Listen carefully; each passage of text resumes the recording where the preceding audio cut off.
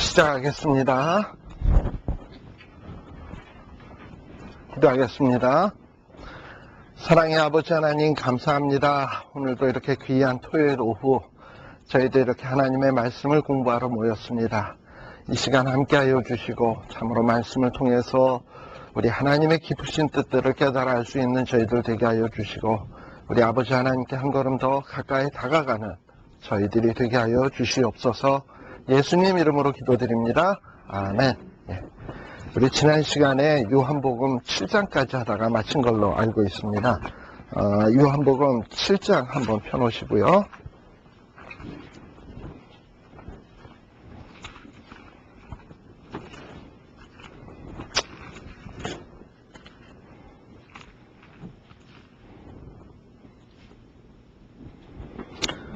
자,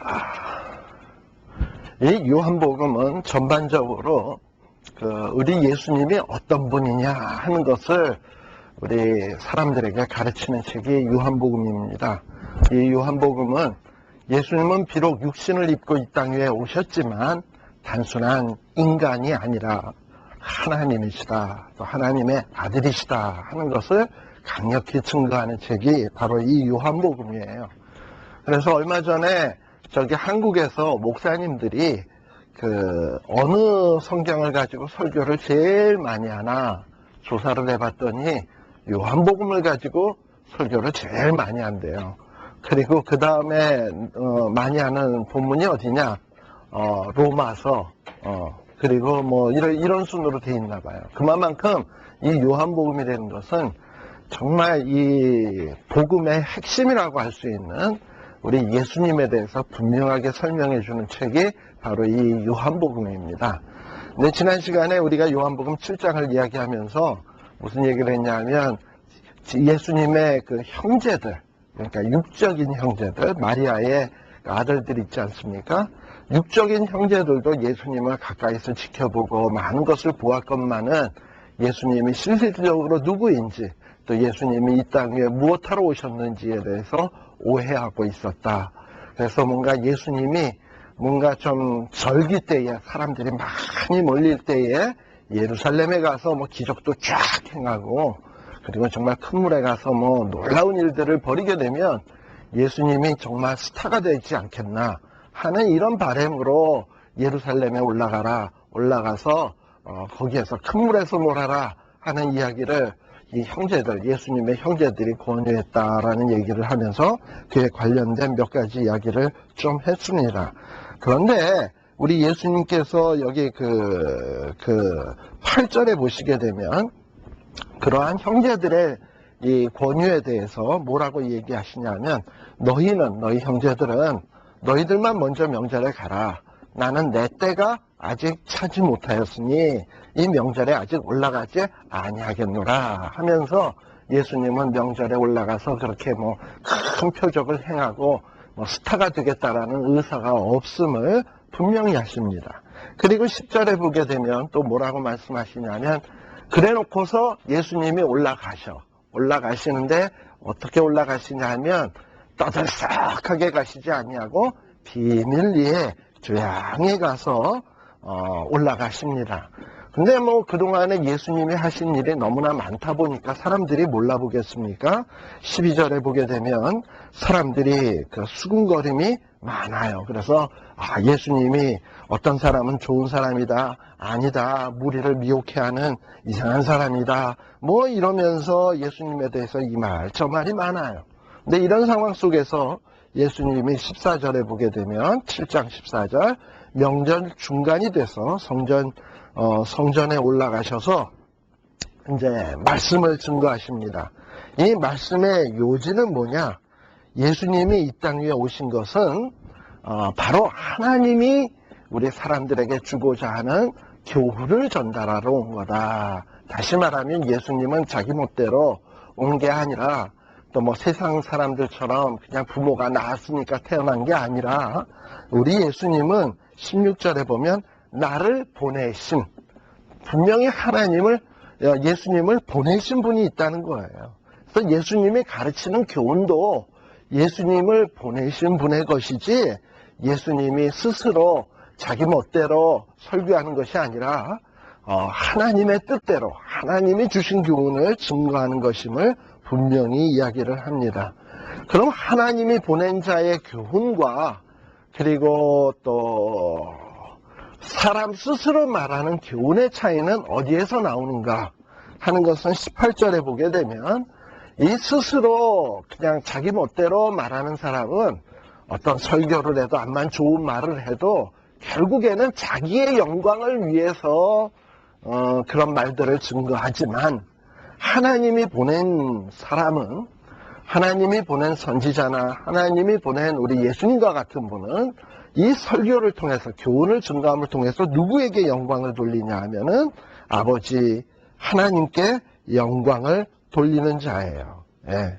그래서 보내신 이의 영광을 구하는 자가 참되다. 그래서 보내신 하나님께 영광을 돌리는 그런 분이다 라는 얘기를 분명히 이야기합니다. 이와 같이 이 7장에서부터 나오는 내용들은 과연 예수님이 그냥 자기 멋대로 왔느냐, 사람 태어나는 방식대로 태어났느냐, 아니면 하나님이 보내신 분이냐 하는 부분에 대해서 이렇게 논쟁이 되어지는 장면들이 쭉 이야기가 되어져요.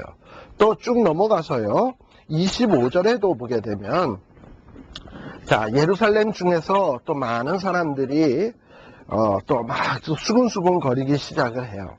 과연 이 예수는 어디서 왔느냐? 누구냐 이 사람은? 참으로 그리스도인가? 하면서 이런 문제에 대해서 따따붙다 이야기가 많이 나옵니다만 예수님의 정체에 대해서 확실히 알고 있는 사람은 별로 없습니다. 28절에 보면 예수님은 이야기합니다. 나는 스스로 온 것이 아니다. 나를 보내신 이가 있다. 그리고 그분은 참되시다. 나는 그분에게서 났고 그가 나를 보내셨다.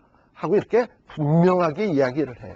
근데 이렇게 분명하게 이야기해도 정말 알지를 못해요. 그리고 또 예수님이 이 땅에 오신 거에 대해서도 알지 못하지만은 또 뭘도 모르느냐. 예수님이 뭐하러 왔는지조차도 사람들은 몰라요. 33절에 보면 예수님께서는 뭐라고 이야기하냐면 내가 너희와 함께 7장 33절입니다. 내가 너희와 함께 조금만 더 있다가 나를 보내신 이에게로 돌아가겠노라 라고 이야기를 해요. 그리고 그때가 되게 되면 너희가 나를 찾아도 만나지 못할 것이고 나 있는 곳에 오지도 못하리라 라고 이야기하십니다. 이건 뭘 염두에다 둔 건가요? 이제 얼마 안 있으면 예수님이 십자가 지시게 될 것이고 그리고 부활하시지만은 또 승천하시게 될 것을 이야기하는 거잖아요. 그러니까 예수님이 죽으실 거에 대해서도 사람들은 모르고 부활하셔서 승천하셔서 하나님 품으로 갈 거에 대해서도 사람들은 아무도 예수님에 대해서 잘 알지를 못해요. 근데 참 우리는 얼마나 복됩니까? 이렇게 하나님의 말씀을 우리에게 주셔가지고 이 말씀을 보면서 예수님이 왜 오셨는지도 알고 어디로 가시는지도 알고 무엇하러 오셨는지도 알고 한다는 게 이게 얼마나 복되냐 말이죠. 우리 지난 시간에도 얘기했지만은 예수님에 대해서 알게 하시는 이는 누구라고요? 우리 하나님 성령님께서 우리에게 알게 해주지 않으면 알 수 없다 했는데 그런 의미에서 우리는 참 성령님 하나님에 의해서 예수님에 대해서 알게 된 자들이에요. 하나님께서 예수님에 대해서 알게 하기 위해서 성령의 감동으로 말씀이 기록되게 하셨고 그리고 또 말씀만 기록되게 한 것뿐만 아니라 이 말씀 기록된 말씀을 읽어도 사람들은 예수님에 대해서 모르는 사람 많아요. 그런데 우리는 이 말씀은 읽으면 깨달음을 주시잖아. 알게 하시잖아. 이게 얼마나 복된 일입니까? 그래서 이런 예수님께서는 너희들이 비록 알지는 못하지만 예수님은 사람들에게 초청을 하십니다. 뭐라 그러느냐? 37절 목마르거든 누구에게로 와라? 내게로 와라. 우리가 인생을 살다 보면 목마른 경우가 많이 있습니다. 뭐 실질적으로 물을 안 먹어서 목마를 수도 있겠지만 이것은 행복에 목마를 수도 있는 거고 뭐 양식에 목마를 수도 있는 거고 기쁨에 목마를 수도 있는 거고 평안에 목마를 수도 있고 모든 것에 목마를 때는 세상 사람들은 어떤 환락으로 향락으로 즐거움으로 가서 어떤 자신의 그 갈증을 해결하려고 하지만 우리 예수님은 말씀하시기를 누구에게 와라? 내게로 와라. 그리하면 성경의 이름같이 그 배에서 생수의 강이 흘러나리라 하면서 이렇게 이야기를 해요. 근데 당시에도 이렇게 예수님을 제대로 믿은 사람도 있어요. 여기 40절에 보면 어떤 사람은 선지자 정도로만 생각을 했지만 어떤 이들은 또 41절에 보면 예수님은 그리스도다라고 이야기하고, 또 어떤 사람은 그리스도라면 어떻게 갈릴리에서 나올 수가 있느냐 하면서 이렇게 얘기하는 사람도 있었고, 42절에 보면 어떤 사람은 또 많이 아는 것 같아. 여기에 보면 다윗이 살던 촌 베들레헴에서 나오리라 하지 아니하였느냐 하면서 미가서 5장 2절의 말씀을 이야기하면서 유다 땅 베들레헴아 너는 고유 중에서 가장 작지 아니하다 하면서 벌써 그 예언을 인용하면서 베들레헴에서 나는 걸로 알고 있는데 예수님의 베들레헴에서 났던가 하면서 뭐 이 모양 저 모양으로 쟁론이 되고 있어요. 오늘날도 바로 이 예수님에 대해서는 여러 가지로 사람들이 일컫고 있습니다. 뭐 예수 하면 4대 성인 중에 하나, 뭐 이렇게 얘기하죠. 또 어떤 사람은 예수 하면은 뭐 그리스도교를 창시하신 분 하고 이렇게 이야기하고, 그러나 우리는 예수 하면은 누구라고 이야기합니까?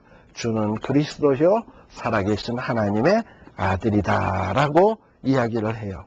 이렇게 예수님에 대해서 당시 사람들이 이 모양 저 모양으로 많은 오해들을 하고 있었습니다. 이런 어떤 배경이 쭉 7장, 8장에 전개가 되고요. 그 다음에 이제 이 8장서부터는 어떤 이야기가 나오냐면 그 유명한 가늠하다 잡혀온 여자에 대한 이야기가 등장을 합니다. 이 이야기를 하고자 함은 어디에 있냐면 바로 예수님은 하나님이시다라는 것을 분명히 보여주는 사건이에요. 사람들이 이 가늠한 여인을 붙잡아가지고 예수께 잡아왔어요. 그리고서는 이 가늠한 여인을 돌로 쳐 죽여야 하리까 아니면 냅둬야 하리까 하고서는 예수님에게 시험을 합니다. 이 시험하는 목적은 뭐냐면 예수님을 어떻게 하면 꼬투리를 잡으려고 하는 거예요. 첫 번째, 만일에 돌로 치면 안 된다. 만일에 예수님이 이렇게 대답하면 뭐에 걸리는 거냐면 예수님은 모세의 율법에 걸리는 거야. 왜냐? 가늠한 여인을 돌로 치라 했는데, 모세의 율법에는 돌로 치라 했는데 그거 아니다 하면 모세의 율법을 거절하는 거 아닙니까? 그렇게 해서 모세의 율법을 어겼다 해서 예수님을 책잡으려고 하는 것이고, 또 하나는 돌로 쳐 죽여라 라고 예수님이 이야기를 하시면 또 뭐에 걸리냐면 로마법에 걸리는 거예요. 왜냐하면은 당시 이 이스라엘은 로마의 식민지 하에 있었어요. 그러다 보니까 이 사람을 재판해 가지고 사형 그리고 아니면 살리고 하는 권한이 누구에게만 있냐면 로마 총독 혹은 로마 시저에게만 있는 거예요. 그러니까 시저가 결정할 일인데 그거를 유대인 누군가가 이 여인은 죽여야 된다 라고 할 수 없는 거거든요. 근데 만일에 예수님이 죽여야 된다 하면은 이 사람은 로마법을 어겼다 하고서 예수님을 잡아 넣으려고 지금 이렇게 못된 계략을 꾸미고 있는 겁니다. 그런데 예수님은 지금 뭐 제가 두 가지 답변할 수 있는 가능성을 말씀드렸는데 쳐 죽여라 그랬습니까? 아니면은 쳐 죽이지 말라 그랬습니까? 그게 아니에요. 예수님은 아주 기막히게 너희 중에 죄 없는 자가 돌로 쳐라 하면서 아주 지혜롭게 대답을 했어요. 죄 없는 자가 돌로 쳐라. 그런데 솔직히 양심적으로 자기 스스로 생각을 해보면 죄 없는 사람이 얼마나 많이 있겠습니까?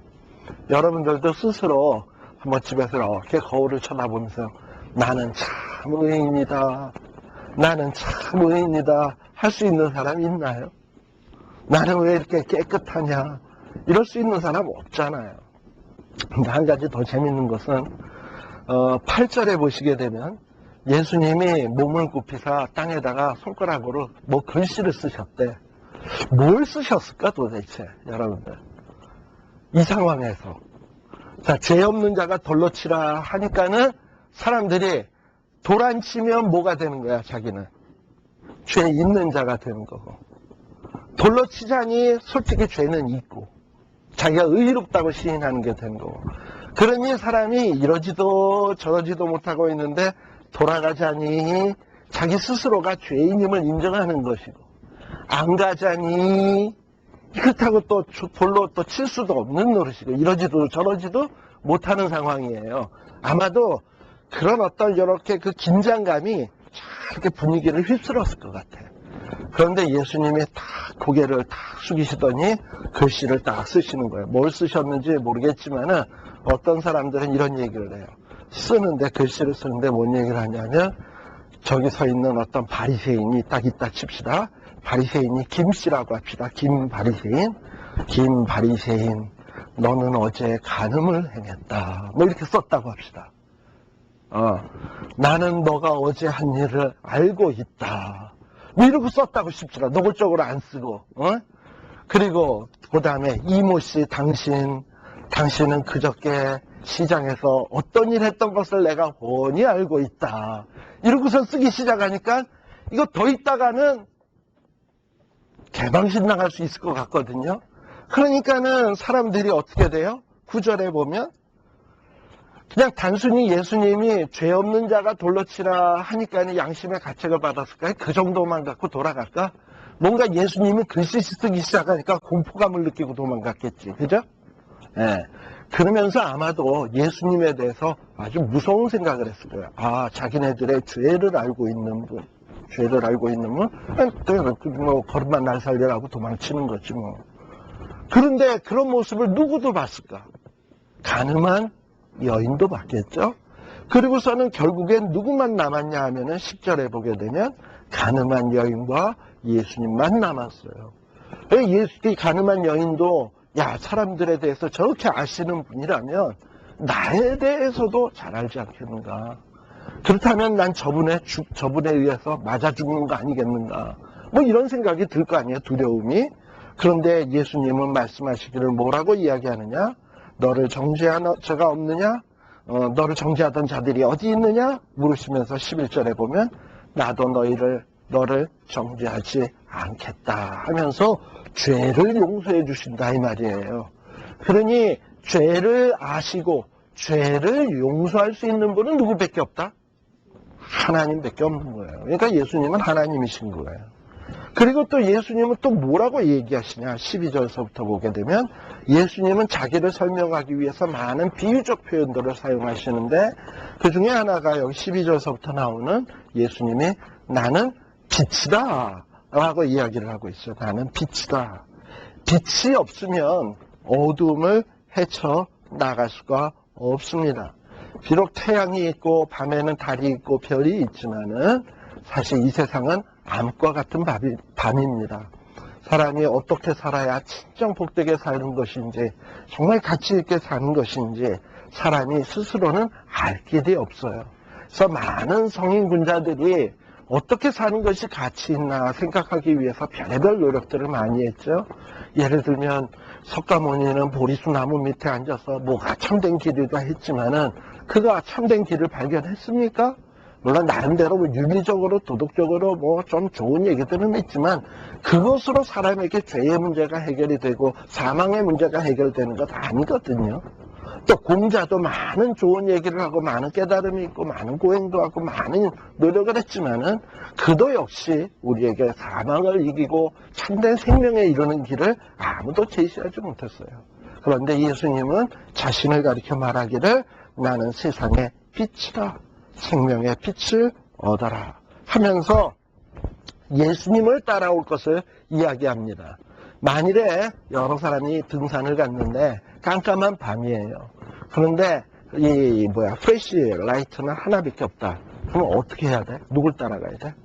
프레시 라이트 든 사람만 따라가야지. 그래서 예수님께서는 뭐라고 이야기하시냐면은 자기를 따라오라고 내가 그 길이요 진리요 생명이다 라는 이야기도 해요. 이러면서 예수님은 본인이 하나님이심을 계속 이야기를 합니다. 그러나 예수님에 대해서 제대로 이해하고 있는 사람들이 없어요.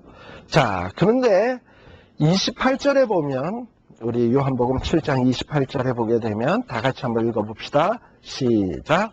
이에 예수께서 가라사대 너희는 인자를 든 후에 내가 그인 줄 알고 내가 스스로 아무것도 아니하고 또 오직 아버지께서 가르치신 대로 이런 것도 말할 줄 알리라 라고 이야기를 합니다. 이 예수님이 지금 당시 사람들은 예수님의 표적을 보고서도 예수님이 행하는 일을 보면서도 예수님이 어디서 왔고 어디로 가고 무엇 때문에 왔고 잘 모르고 있는데 예수님은 뭐라고 얘기하냐면 너희가 인자를 든 후에, 다시 말하면 예수님을 든 후에, 예수님을 들어서 어떻게 했습니까? 십자가 위에 못 박았잖아. 십자가에 못 박고 예수님이 죽으시고 난 다음에, 그 다음에 어떤 일들이 생기냐면 성령님이 오시고요. 예수님 승천하시고 성령님이 오시고 난 다음에야 과연 예수님이 어디서 왔으며 어디로 갔으며 예수님이 오신 의미가 무엇인지를 제대로 깨닫게 될 것이다 라고 이야기를 하고 있는 거예요. 그리고 그런 예수님에 대해서 제대로 알게 될 때에, 이 예수님에 대한 참된 진리를 알게 될 때에 참 자유가 있을 것을, 32절, 진리를 알게 되면 진리가 너희를 자유케 된다. 예수님에 대해서 제대로 알게 되고 예수님을 믿게 되고 예수님에 대해서 확실히 알게 되면 죄의 문제가 해결이 돼요. 사망의 문제가 해결이 돼요. 자유함을 얻는다 이 말이죠.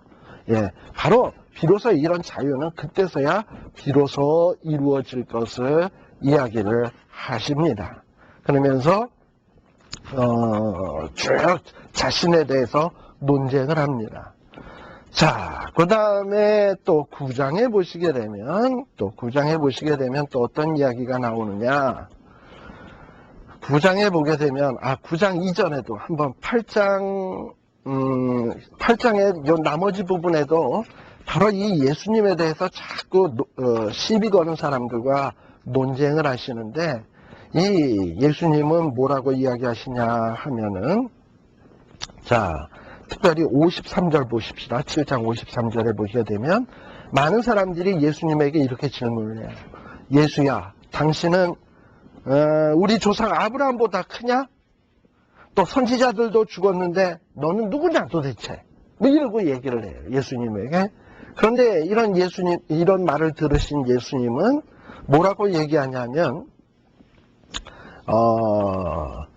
56절에 보면 너희 조상 아브라함은 나의 때, 그러니까 예수님을 볼 것을 즐거워하다가 보고 기뻐하였다라고 했어요. 자, 그럼 아브라함이 높습니까? 예수님이 높습니까? 56절에 의하면 지금 사람들은 예수님에게 네가 아브라함보다 크냐? 하고 물어봤어요. 그랬더니 예수님의 대답은 56절에 보면 아브라함도 나의 때를 바라보면서 즐거워했다. 그런다면 아브라함이 높으냐 예수님이 높으냐? 예수님이 높은 거죠. 거기에다가 더 심각하게 예수님은 뭐라고 얘기하냐면 58절에 보면 뭐라고요? 아브라함이 나기 전부터 나는 있다 라고 얘기를 하는 거니까 이건 예수님은 아브라함하고는 게임이 안 되는 거예요. 그래서 스스로 나는 하나님이다라는 걸 증거를 해요. 그런데 사람들은 그것을 받아들이지를 않죠. 그리고 예수님이 이렇게 하나님이신 것을 증거하는 게 말로만 하면 힘이 없어. 근데 예수님은 말로만 하시는 것이 아니라 또 계속 어떤 행하심으로 자기 스스로를 증거하십니다. 그게 뭐냐면 9장에 보시게 되면 뭐라고 나오냐면 요한복음 9장입니다. 요한복음 9장에 보게 되면 날 때부터 소경인 사람이 등장을 해요.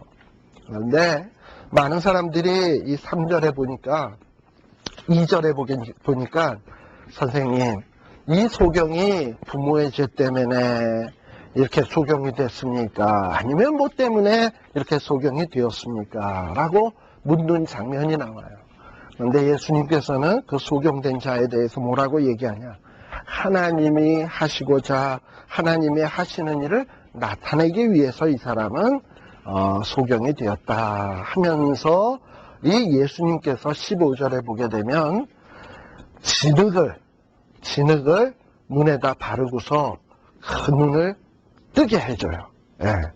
자, 이렇게 되니 누가 맹인을 고칠 수 있습니까? 사람이 고칠 수 있나요? 하나님만이 할 수 있는 거예요. 이러면서 예수님은 계속해서 이렇게 놀라운 기적을 베푸십니다. 근데 이 일이 생기게 되니까 사람들은 이 맹인을 통해서 자꾸 눈이 떠진 게 막 소문이 나니까 그게 싫은 거야. 그래서 그 맹인에게 너 눈 뜬 거 얘기하지 말고 다녀라. 이러고 얘기하는 거예요. 그리고 너 도대체 여기 보세요. 24절에 보게 되면, 야, 그 예수는 죄인이다. 근데 너 왜 그 죄인이 눈뜨게 해준 것을 동네방네 소문내면서 다니냐? 하고 얘기하니까 25절 시작. 제가 저거에 예수가 죄인인지 내가 알지 못하나 한 가지 아는 것은 내가 소경으로 읽다가 지금 보는 것을 그것이네. 자, 다른 사람들은 소경에 눈을 뜨게 한 예수님에 대해서 뭐라고 얘기냐면 죄인이래. 근데 이 소경은 난 죄인인지 어쩐지는 모르겠는데 내가 한 가지 아는 것은 그분이 고쳐줘서 난 본다 지금. 무슨 얘기예요? 죄인인지 어쩐지 모르겠지만 난 본다. 그분은 능력 있는 분이다 이 얘기죠. 예. 그리고 또 30절에 보면 이 맹인은 뭐라고 또 얘기하냐면 너네들 참 이상하다. 이 사람이 나의 눈을 뜨게 할 정도로 이렇게 능력이 있는 분인데 도대체 이 능력 있는 분이 어디서 왔는지 너희들 왜 모르냐? 그렇게 성경 박사고 잘난 사람들이 왜 모르냐? 내가 아는 상식으로도 31절 다 같이 시작. 하나님이 죄인을 듣지 아니하시고 경건하여 새로 행하는 자를 내주시는 주를 우리가 아나이다. 하나님은 죄인의 어떤 간구나 요구는 듣지 않는 분이고 경건한 자의 분의 그 요구나 기도를 들으시는 분인데 이 경건한 분이니까 하나님께 요청해서 능력을 받아서 내 눈을 뜨게 한 거지 어떻게 죄인이라면 이 사람이 나를 눈뜨게 할 수 있겠느냐. 창세 이후로 32절에 보면 창세 이후로 소경으로 난 자의 눈을 뜨게 하였다 함을 들어본 적도 없는데 내가 눈이 떴다면은 이 사람이 하나님께로부터 오지 아니하였으면 예수님이 하나님께로부터 오지 않았으면 어떻게 이런 일이 있을 수 있겠냐. 성경에 대해서 도무지 알지 못하는 날 때부터 소경인 사람이 무슨 성경을 읽었겠어요? 소경인데 기껏 해봐야 하나님 말씀 듣기나 했을까? 그러면 이런 사람이 이게 그냥 자기가 경험한 것을 통해서 이 사람은 누구를 알게 되냐면 예수님을 알게 돼. 이건 누가 알게 해준 거죠? 이 사람은 하나님이 알게 해주신 거예요. 그러면서 예수님이 하나님이신 것을 증거하는 책이 바로 이 요한복음입니다. 이 요한복음의 세 가지 복습 한번 해봅시다. 세 가지 키워드가 있다 그랬죠. 중요 워드. 첫 번째 표적, 믿음, 생명. 표적, 믿음, 생명. 기억나시죠? 지금 맹인에게 예수님은 뭘 행하셨죠? 표적을 행하셨어요. 그리고 35절에 보면 이 표적을 행하시고 맹인에게 묻습니다. 뭐라고 얘기하냐면 그를 만나서 가라사대 내가 인자를 믿느냐. 그랬더니 예수님이 이 맹인이 믿고자 하나이다. 이러고 얘기를 했어요. 그러면 이 맹인은 생명을 얻겠습니까? 안 얻겠습니까? 얻지요. 바로 이렇게 예수님의 누구인가 하는 것을 계속 설명하는 책이 요한복음입니다. 그리고 10장에 보게 되면 이제 예수님은 좀 더 비유적으로 자기가 어떤 분인지에 대해서 설명을 하는데 10장에 보게 되면 첫 번째는 양의 우리가 이렇게 있어요. 자, 양의 우리가 있는데 양의 우리 예수님은 뭐냐면 양의 우리라는 거예요. 양의 우리는 뭐 하는 겁니까? 양을 지키고 보호하는 것이죠. 다시 말하면 하나님의 참된 양떼라면 어디 안에 있어야 돼? 예수 안에. 예수 우리 안에 있어야 돼. 근데 예수 이 양의 이 우리 안으로 들어오려면 어디로 들어와야 돼? 문으로. 우리는 문을 열고 들어와야 돼. 2절에 보게 되면 문으로 들어가는 자가 진정한 양의 목자예요. 이 양의 목자예요. 그래서 여기에 보면은 지금 7절에 보게 되면 예수님은 또 뭐라고 얘기하냐면 나는 양의 또 문이다.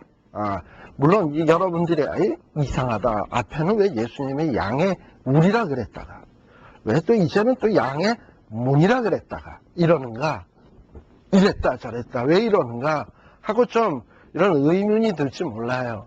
그러나 이것은 어떤 예수님이 이거다 저거다 막 헷갈려서 이것저것 얘기하는 게 아니라 각각의 의미가 있는 거예요. 양의 우리라는 건 내 안에 있어야 안전하다는 것이고 양의 문이라고 비유한 것은 그 핵심이 어디 있냐면 나로 말미암아서만 들어올 수 있다라는 걸 얘기하는 거예요.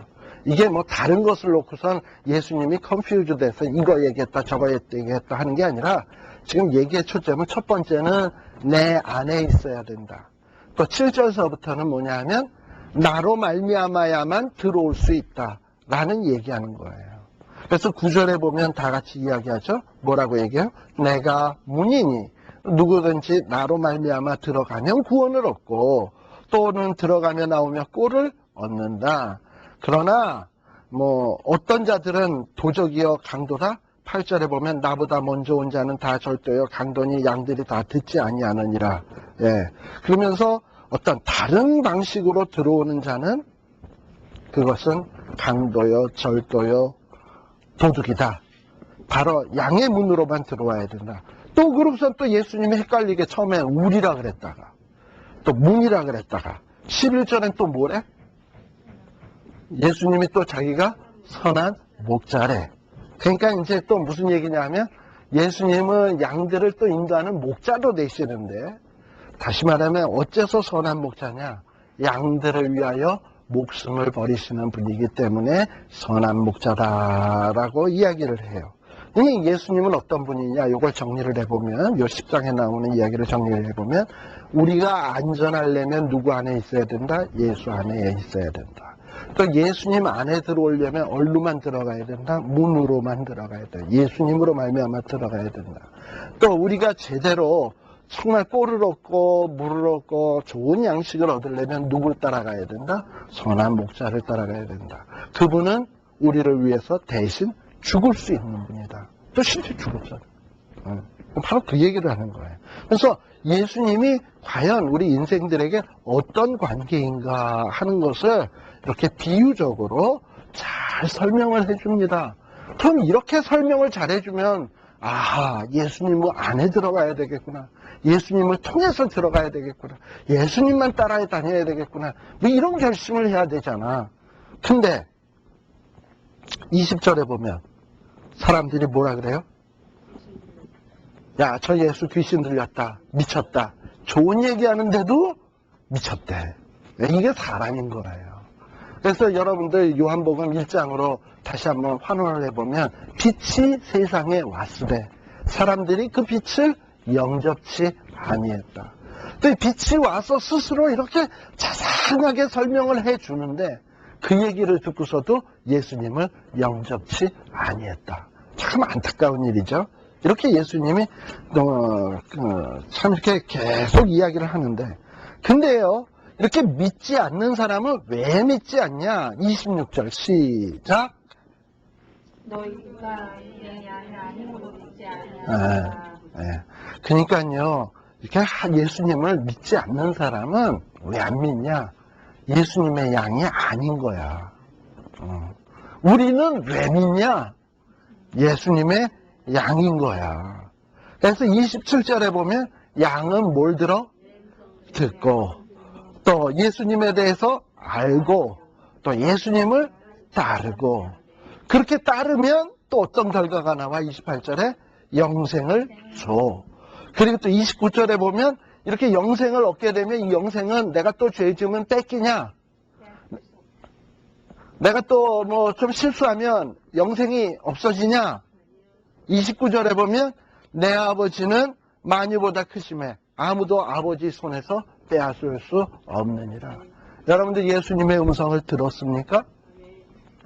그리고 예수님을 따르고자 하십니까? 이건 이미 여러분은 예수님의 양이야. 그러니까 절대로 우리의 영생은 빼앗겨질 수가 없어요. 왜? 내가 힘세서가 아니고 우리 하나님이 힘세서 그래요. 못 뺏게 하셔. 그냥 얼마나 감사한 일입니까? 참 이런 감사한 얘기를 들으면 아멘. 여러분들은 벌써 아멘 하고 벌써 이러는데 이 양반들은 31절에 보면 유대인들은 뭐해? 야, 참 그래서 이 요한복음 보다 보면요 어떻게 이렇게 유대인들이 이렇게 눈이 가리워지고 어떻게 이렇게 될 수 있나 정말 답답한 지경이 드는 생각이 참 많이 들어요. 예. 그러니까 예수님이 답답하니까 뭐라고 얘기하냐면, 좋다, 너 내가 뭐 하나님이다, 하나님의 아들이다, 믿지 않아도 좋은데 38절에 보게 되면 뭐라고 얘기하냐면, 나를 믿지 않아도 좋은데 내가 행하는 일을 봐라.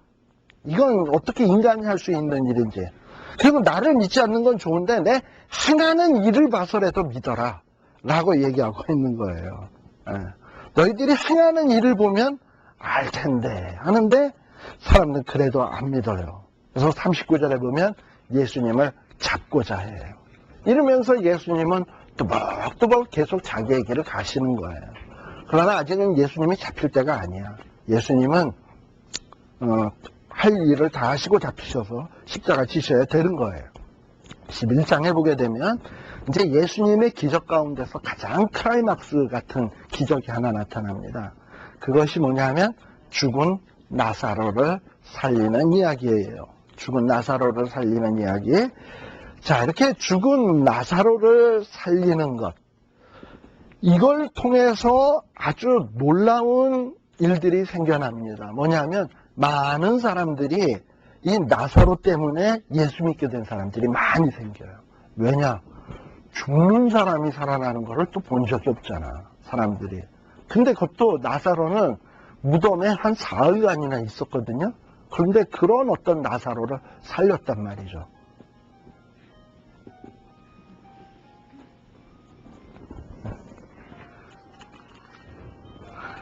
그래서 우리 지난 시간에 예수님이 한 7가지의 표적을 행하셨는데, 물로 포도주 만든 사건은 어떤 질적인 변화, 38년 된 병자를 고친 것은 어떤 공간적인 것을 초월하실 수 있는 분, 오병이어의 기적, 양적인 것도 초월하시는 분, 무리를 걸으신 사건, 자연법칙을 초월하시는 분, 그리고 나사로의 사건, 죽음까지도 초월하시고 주관하시는 분, 이러면서 예수님의 표적을 통해서 자기가 누구신가 하는 것을 가르친다 그랬죠.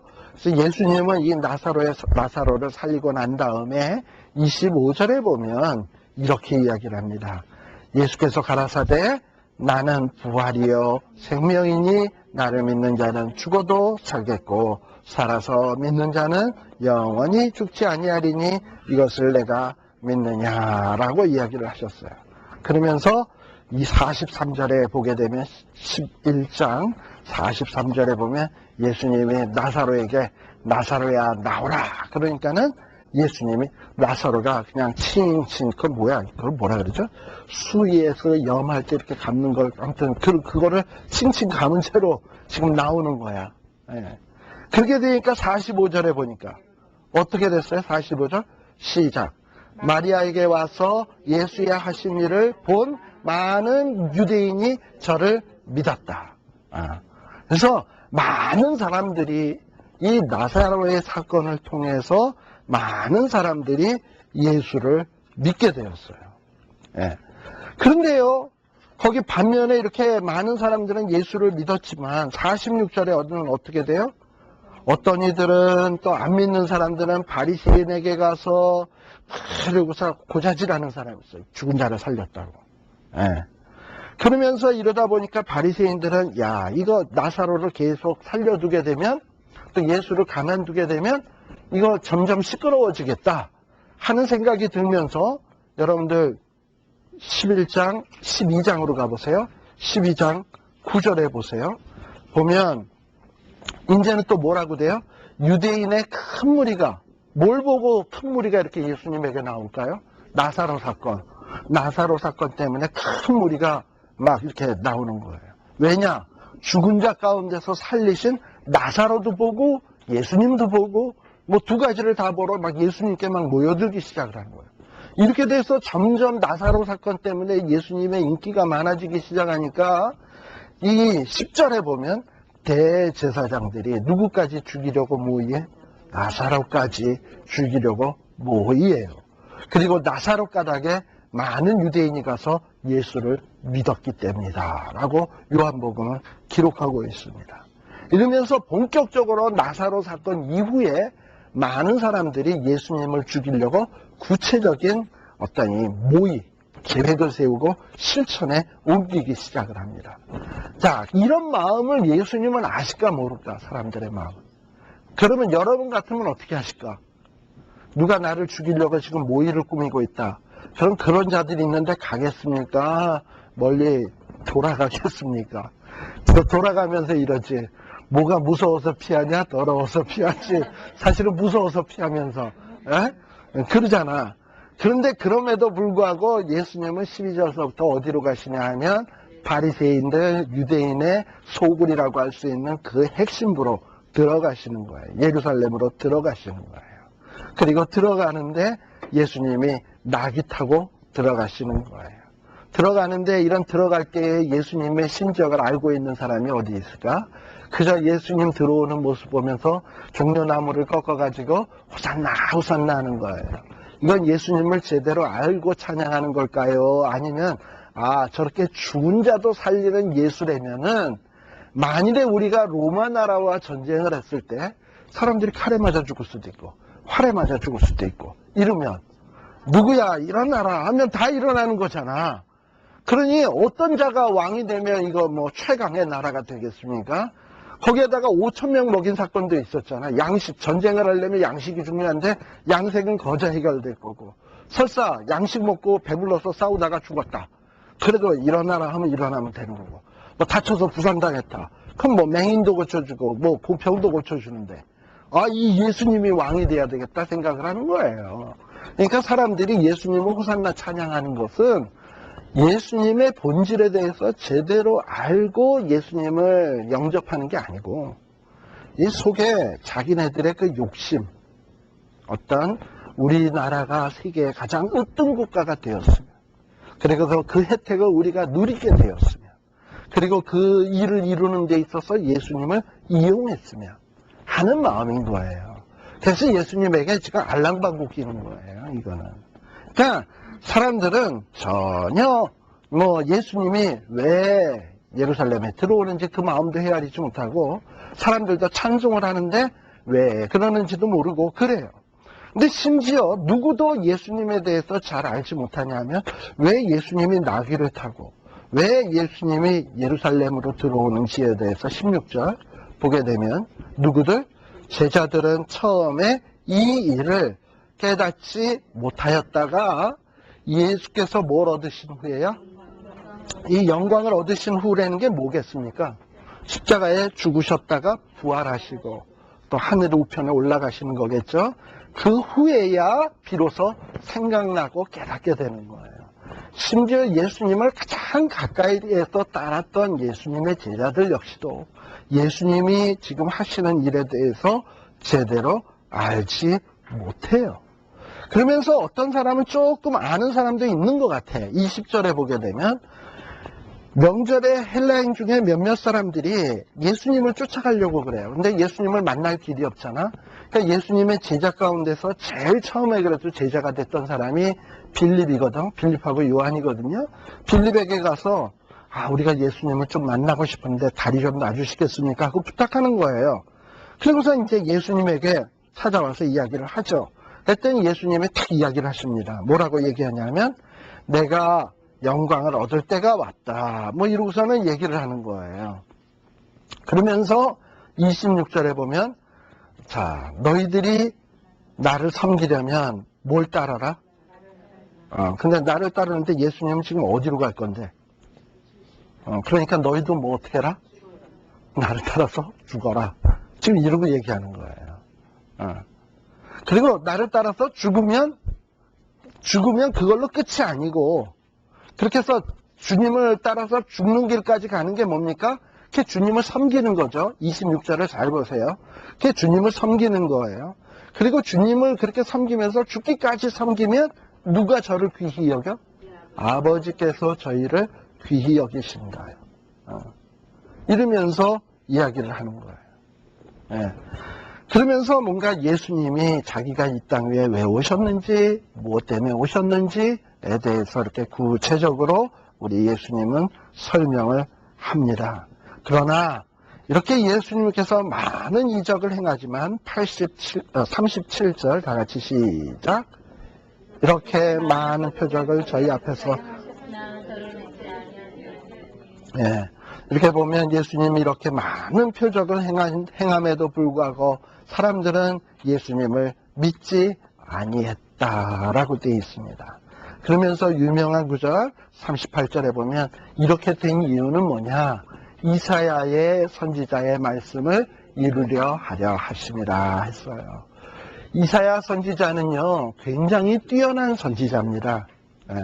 여기에 보면 이사야 선지자는 어떻게 뛰어난 선지자냐면 이 하나님을 본 사람이에요. 이사야 선지자는 어디서 봤냐? 성전에서 하나님의 그 영광스러운 모습을 봤어요. 그래서 보고서 이사야 6장에 나오는 이야기입니다. 성전에서 탁 보고 난 다음에 너무 그 모습이 영광스러워서 화로다 나는 망하게 되었다 나는 죽게 되었다 이러고서 이제 막 자기 고백을 합니다. 근데 그러고 난 다음에 이사야 6장에 보게 되면 뭐라고 되냐면 갑자기 스랍 중에 하나가 화죠. 불 쑤시는 이렇게 긴 젓가락 같은 거 있잖아요. 그것이 들고 씩 나타나더니 이사야의 입술을 이렇게 대면서 내 죄가 사하여졌다라고 하는 거예요. 근데요, 이사야가 하나님을 만나고 난 다음에 나는 망하게 되었다라고 한 이야기가 여러분들 어떻게 생각하십니까? 이거는 이사야가 겸손 떨기 위해서 한 말이다. 아니다. 진짜 자기는 죽일 놈이라고 생각을 했기 때문이다. 첫 번째입니까? 두 번째입니까? 두 번째죠. 근데요, 사람들이 간혹 이런 경우도 있어요. 목사님이나 말씀을 가르치는 사람들이 난 죄인입니다 하는데 죄인입니다라고 말은 하는데 실질적으로 지 마음속에는 죄인이라는 생각이 별로 없으면서 그냥 겉으로만 죄인이다 그래 놓고서는 좀 은근히 겸손한 척하기 위해서 그러는 경우가 있어요. 그런데요, 사람이 진짜 하나님 앞에 서게 되면 자기가 죄인임을 확실히 알아. 자기는 죽게 되었다라고 고백하고 이사야가 그렇게 된 거예요. 그리고 여러분들 사도 바울도 이런 얘기를 하죠. 나는 죄인 중에 괴수. 이거는 사도 바울이 자기가 겸손 떨기 위해서 한 거다? 아니면 진짜 자기가 죄인 중에 괴수라고 생각해서 그런 거다? 어느 겁니까? 그리고 또 사도 바울이 또 뭐라고도 얘기하냐면 난 사도 중에 가장 적은 자라 그랬어요. 근데 사도 바울보다 공부 많이 한 사람이 있냐? 없어. 사도 바울만큼 유대인 중에 유대인인 사람이 있냐? 로마 시민권 가진 자가 있냐? 없어. 그러니까 사도 바울은 스스로 어떤 자존감을 높이려면 얼마든지 높일 수 있는 사람이에요. 근데 그런 자가 다른 사도들은 어때? 다 어부 출신, 기껏 해봐야 세리 출신, 게임이 안 돼. 게임이 안 되는데 그런 사람들이 딱 있는데 나는 사도 중에서 가장 적은 자라. 자, 1번. 이거는 자기가 겸손한 척하기 위해서다. 아니면 진짜 그래서 그렇다. 근데 진짜 그래서 그렇다 그럴 것 같아요. 사실이 그런데 서 보니까 그런 거예요. 그러니까 뭐냐면 사실은 누가 진짜 사도 바울이 그렇게 얘기하면 그거 안 믿겨져. 겸손 떨라고 그러는 것 같아. 그래도 또 겸손 안 떠는 것보다 떨라 그런 사람이 좀 낫지, 그죠? 예. 근데 진짜 사도 바울이 그렇게 얘기한 것은 하나님 만나고 나니까 진심에서 하는 얘기인 거예요. 그건 진심에서. 그런데 문제는 뭐냐면 이렇게 하나님을 알게 된 자는 이렇게 진심으로 하나님에 대해서 믿는데요. 암만 많은 표적을 봐도 뭔가 이렇게 하나님에 대해서 제대로 알지 못하는 사람. 근데 이사야서에 보면 무슨 얘기가 있냐면 이렇게 이사야는 그렇게 해서 이제 하나님 앞에 이제 죄사함을 얻었습니다. 죄사함을 얻고 난 다음에 이사야서 성경을 한번 펴놓읍시다. 한번 이사야서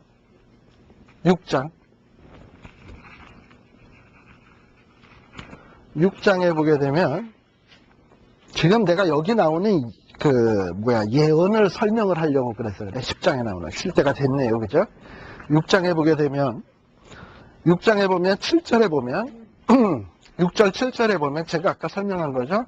천사 중에 하나가 스랍의 하나가 화저로 단에서부터 취한 바 핀 숯을 가지고 손에 가지고 내게 날아와서 내 입에 대며 가로되 보라 이것이 내 입에 닿았으니 내 악이 제하여졌고 내 죄가 사하여졌느니라 라고 얘기를 했어요.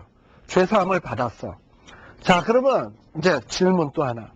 이렇게 죄사함을 받았다라고 딱 생각이 됐을 때 이제 아마 이사야는 나는 이제 드디어 의인되었다. 나만큼 의인인 사람 나와봐. 이런 마음 들었을까요? 아니면은 죄사함을 받았지만 아직도 나는 정말 죄인인데 하나님의 은혜로 이런 마음이었을까요? 두 번째, 너무 쉬운 질문만 내는 것 같아요. 근데 자, 그런 사람이 교만하거나 뭐 자기의 의의를 드러내고자 하는 마음이 있을까요? 없죠.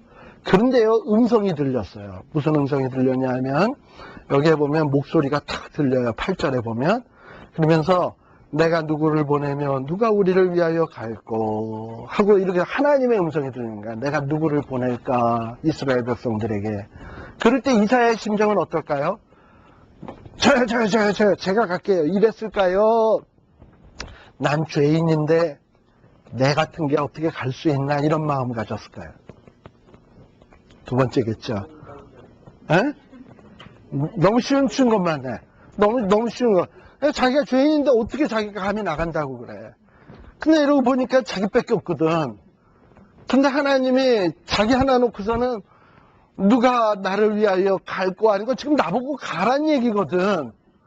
근데 안 간다고도 할 수 없고 가자니 자긴 죄인이고 사함받은 지 얼마 안 되고 그런 상황이에요.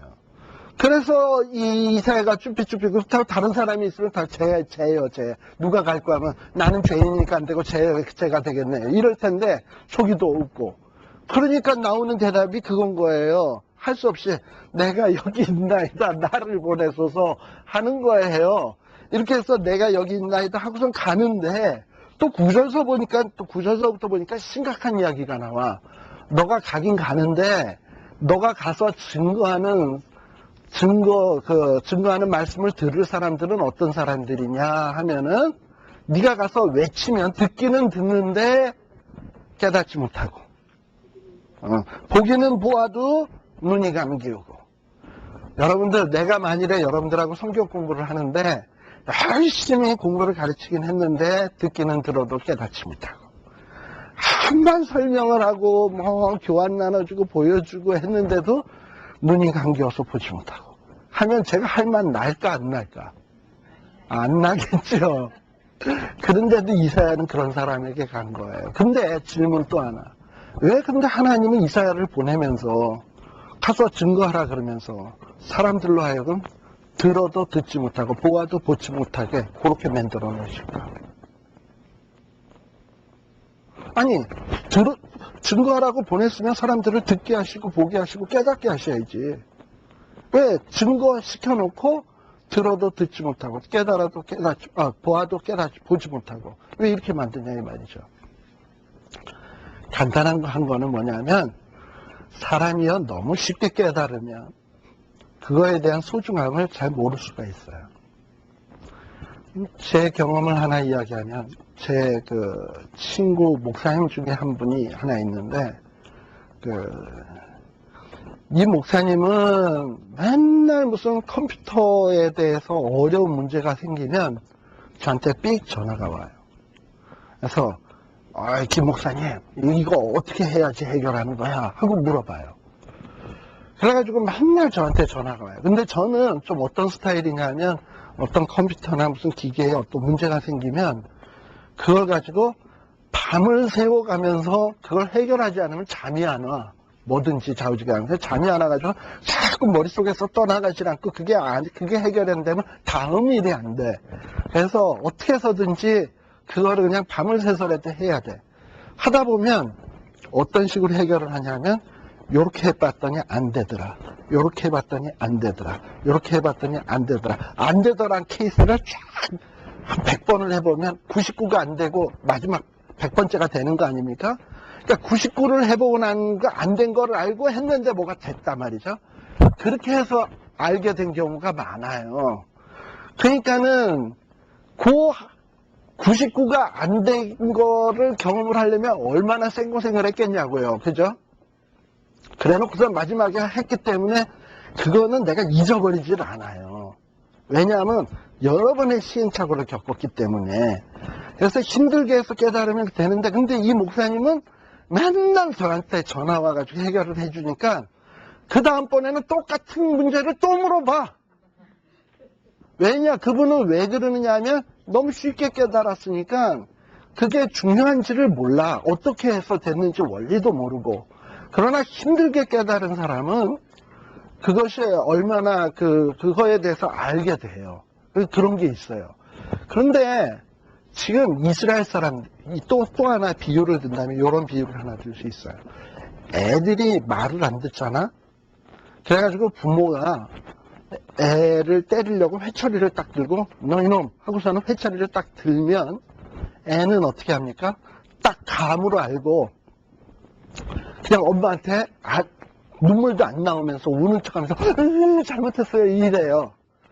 자, 이 얘가 진짜 진심으로 자기가 하고 있는 일이 얼마나 시리어스하게 잘못됐고, 이 일을 계속하게 되면 얼마나 심각한 문제를 일으킬 것이며, 이거를 깨닫고 부모 앞에서 진심으로 깨닫고 잘못했습니다 하는 걸까요? 아니면 엄마가 지금 회초리를 들고 있으니까 내가 지금 이 상황에서 잘못했다는 얘기를 안 하면 몇 대 줘 맞을 거다 해서 그러는 걸까요? 다 100점이야. 여태까지 문제 다 맞았어. 2번이에요. 자, 그런 자식은 어떻게 해야 돼? 맞아야 돼. 맞아서 아파봐야 돼. 그래서 이 일이 계속되면 이렇게 아프구나. 아니, 이거 때리지 않았으면 더 아픈 결과가 이거보다 더 아픈 게 오는구나. 몸소 체험을 해야 돼. 그래서요, 어떨 때는 너무 쉽게 가르쳐주면 안 돼. 때려야 되기도 하고, 어떨 때는 안 가르쳐주고 네가 한번 연구해봐 냅둬볼 수도 있어야 되고 그래요. 그래서 하나님이 지금 이사야 시대 때 왜 백성들의 눈을 가리우고 보기는 보아도 보지 못하고 듣기는 들어도 깨닫지 못하게 하냐면 그 죄가 심각한데 아무도 그 심각성을 못 느껴요. 근데 이사야가 회개하라 그랬거든요. 증거했는데 그걸 너무 쉽게 깨달아버리면 제대로 못 깨달아. 그래서 일부러 하나님은 눈을 가리우고 귀를 막게끔 하시고 어디까지 가게 하냐면 결국은 이스라엘을 바벨론 포로까지 가서 70년 동안 쓴맛을 보게 한 다음에야 그 다음에 회복시켜가지고 그들을 하나님의 백성 삼는 거예요. 그러니까 그때까지는 하나님이 이들을 한번 용광로 속에다 넣고 들들들들 한번 볶아야 되는 거야. 그처럼 지금 근데 그 예언을요. 그 예언을 보기는 보아도 듣기는 들어도 깨닫지 못한다는 이야기가 지금 어디에도 나오느냐 하면은 지금 요